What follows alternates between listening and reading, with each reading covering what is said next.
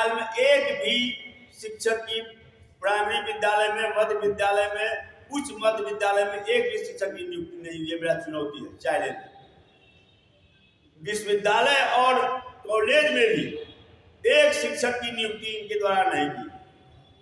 जब महागठबंधन की सरकार बनी और हमारे नेता आदरणीय तेजस्वी जी जब 2020 में चुनाव में उन्होंने वादा किया कि मैं 10 लाख नौजवानों को नौकरी दूंगा, उसमें बयाबते से उन्होंने आंकड़ा जारी किया कि 4 लाख से ऊपर शिक्षकों के पद रिक्त हैं, तो माखौल उड़ाया गया कि पैसा कहां से लाएगा।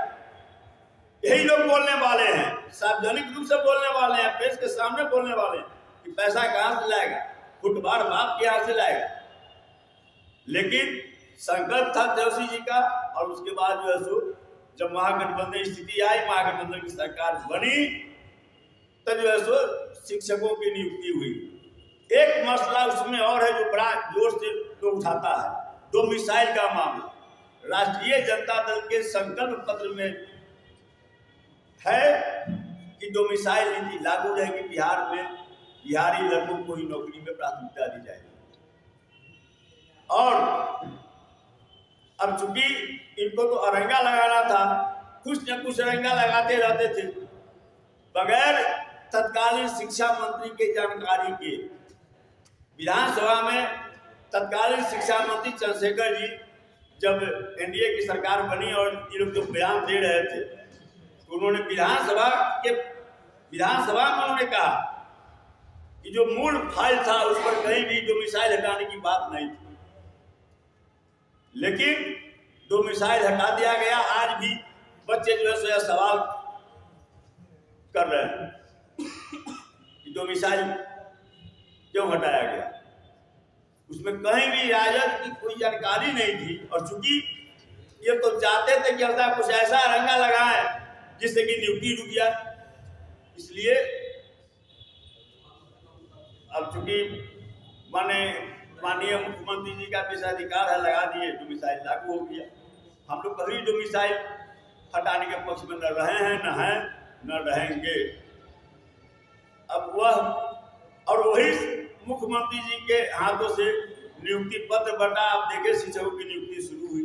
आज भी जो अब 70 दिन के अंदर में विज्ञापन निकला, परीक्षा हुआ, रिजल्ट हुआ, काउंसलिंग हुआ, नियुक्ति पत्र दिया गया, ज्वाइनिंग हुआ, लेकिन उनके हटने के बाद, महागठबंधन सरकार हटने के बाद, तेजस्वी जी के से अलग होने के बाद आज 9 महीना हो गए। TR3 का एक बार परीक्षा हुआ, क्वेश्चन पेपर लीक हो गया, दोबारा परीक्षा हुआ तो अभी रिजल्ट निकला है। पता नहीं इनका भविष्य क्या है, बहाली होगी या ऐसे जैसे कि इतने दिनों से 2005 के बाद कभी कुछ नियम लगाकर जो है सो माने मामले को फंसाना और लटकाना का जो इनका रहा इतिहास रहा, पता नहीं है इसमें क्या करते हैं। लेकिन चूंकि तेजस्वी जी ने करके दिखा दिया, इसलिए इनके साथ मजबूरी है।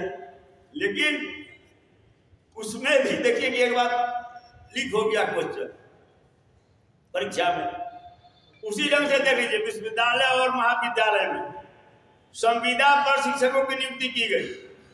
विश्वविद्यालय सेवा आयोग और महाविद्यालय सेवा आयोग जो राजद शासन काल में नियमित रूप से वैकेंसी के अगेंस्ट शिक्षकों की नियुक्ति विश्वविद्यालय और महाविद्यालय में करती थी, जब इनकी सरकार बनी उसे भंग कर दिया गया। और उसके बाद जब फिर महागठबंधन की सरकार बनी तो जो है सो नियुक्ति शुरू हुई है। हमारे उर्मिला जी जो पार्टी के प्रवक्ता हैं, विधान परिषद के माननीय सदस्य हैं, संविदा पर एवं बहाल हुए थे। बाद में फिर जब नियुक्ति हुई महागठबंधन की सरकार में, जब शिक्षकों की महाविद्यालय और विश्वविद्यालय में हुआ, तो फिर जो है सो उसमें भी माने अपना मेरिट था, उसमें भी आ गई। यह स्थिति रहा है माने इनका। और सबसे बड़ा जो है वह आप लोग भी जानते हैं, घूमते हैं, कई को देखे हैं कि पोर्टल पर आया भी है कई जगह का। अभी 1-2 दिन पहले देखे हैं कि यहाँ पाटलिपुत्रा पानी टंकी के नजदीक के विद्यालय के बारे में कोई चला रहा था। तो मैंने जो कहा कि उस समय गरीब के बस्तियों में जहाँ आपके बच्चे विद्यालय जाने की स्थिति में नहीं थे, चाहे जिन कारणों से, वहां पर जो विद्यालय खोला गया था, यह सरकार जो शिक्षा विरोधी, गरीब विरोधी, दलित विरोधी, पिछड़ा और अति पिछड़ा विरोधी यह सरकार जो है, जो केवल मुखौटा लगाए हुए हैं समाजवाद का नीतीश कुमार जी, यह सरकार क्या कर रही है? यह सरकार उन विद्यालयों को दूसरे विद्यालय में, करीबी विद्यालय में टैग कर दिया, कहीं कहीं स्कूल का अस्तित्व समाप्त कर दिया, स्कूल बंद कर रहे हैं। हमने स्कूल खोला और हम पर आरोप लगा रहे हैं कि उन्होंने क्या किया।